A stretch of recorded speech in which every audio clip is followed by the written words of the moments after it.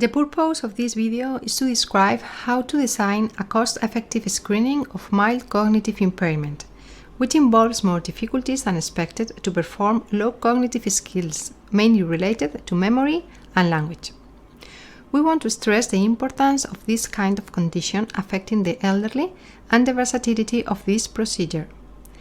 This procedure could be easily adapted to other diseases, converting a costly screening into a feasible one. Search on Cochrane systematic reviews for terms of the condition to screen.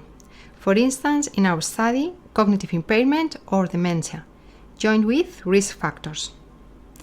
Search on PubMed terms present some evidence of the relationship with cognitive deterioration or dementia. Select the variables with more evidence of association with cognitive deterioration or dementia to elaborate a questionnaire.